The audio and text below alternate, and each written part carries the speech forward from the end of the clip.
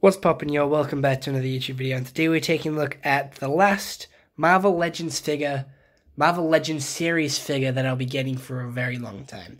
This is my last figure that I've got, and this is Star-Lord. He is one of my favorites from Guardians of the Galaxy. He is classed as my fourth favorite. Rocket, Cosmo, Groot, Star-Lord. He's my fourth favorite, and I think he's really cool, and this is his figure. He does not come with a BAF part, which is a Build-A-Figure part, and the Build-A-Figure part is Cosmo for the Guardians of the Galaxy Volume 3 series. All the Guardians are wearing their outfit in this figure series, their nice iconic outfit from the film, which they're wearing through most parts of the film. And if you do want to collect all the parts, Groot comes with a baby rocket. Star-Lord doesn't come with anything other than his blasters. Rocket comes with the main body of Cosmo.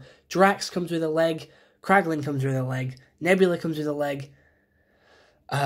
Mantis comes with a leg, and then Adam Warlock comes with the helmet and the tail. And if you do collect all the figures, you will be able to build your own Cosmo. It's a little shame how it's separated between the figures which are less desirable, but that's how they make the money. They get you to collect the full series, even if you don't want it because you like Cosmo. But here is Star-Lord. He has some nice double-jointed knees there to give you some extra bend. He has some ankle joints as well, hip balls, so then you can move his legs out and around. He has the same joint on his elbow that he does on his knee, so you get more posability. He has twisty hands which can be removed. He doesn't have alternative hands, so he's constantly got his hands out ready to shoot. He is ready for action anytime you need. I suppose this hand can sort of fit a Walkman, like, you know, it's sort of the grip that you have on a Walkman.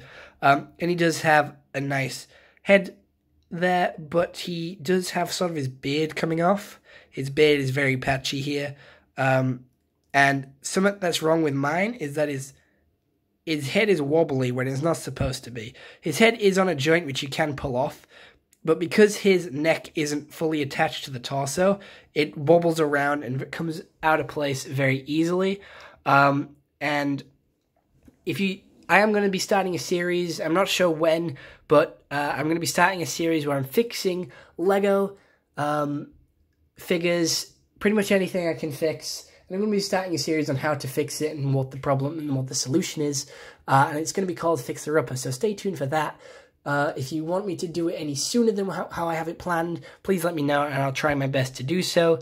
But he is a very cool figure. He has some very detailed eyes there, the same eye color as Miles Morales, that gold there. He does have more detail on his suit than Rocket, but he is a lot bigger than Rocket, and he doesn't have the problems that the Spider-Verse figures do with them being thinner and easier to sort of break and the joints coming looser. He does have thigh twistability there as well, so he can twist his leg around.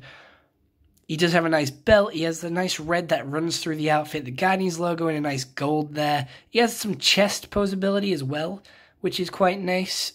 You can put him in countless different poses.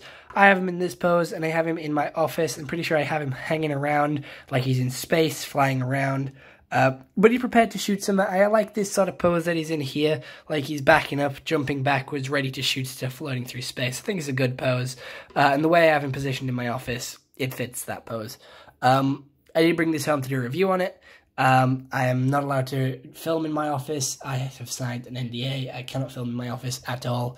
So I can't take any pictures and show you. I do apologize. But the office is really good.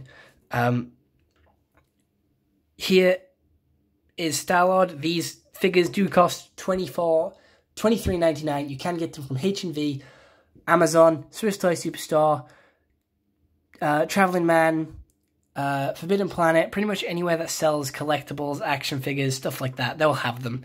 It is the Marvel Legends line. I haven't seen them in Tesco's, Asda, Sainsbury's, because they're not focused on toys, they're more like superstores for food and stuff, so they won't have these. If they do, you are very, very lucky, and I'm quite jealous of you, because it took me so long to find Rocket and Gwen. I spent so long looking for those two.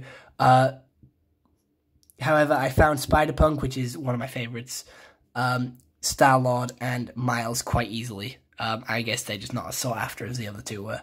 But yeah, here is Peter Quill.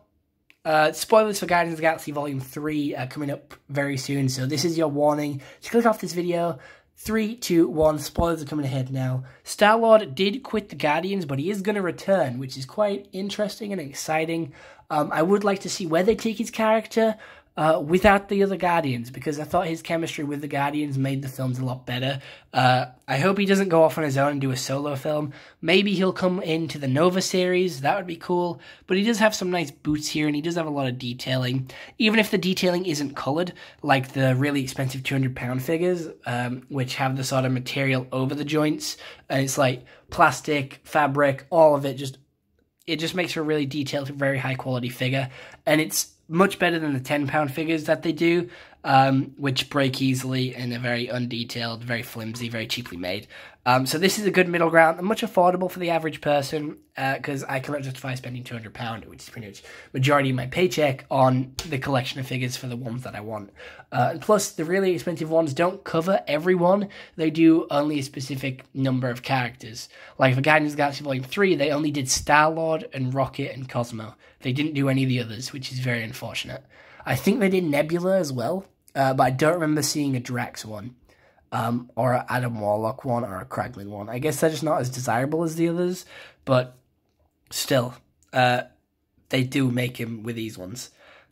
His guns don't follow the Guardians of the Galaxy 1 guns, which had an extra sort of part at the bottom there, but they're still very detailed with the matte grey and the metallic grey.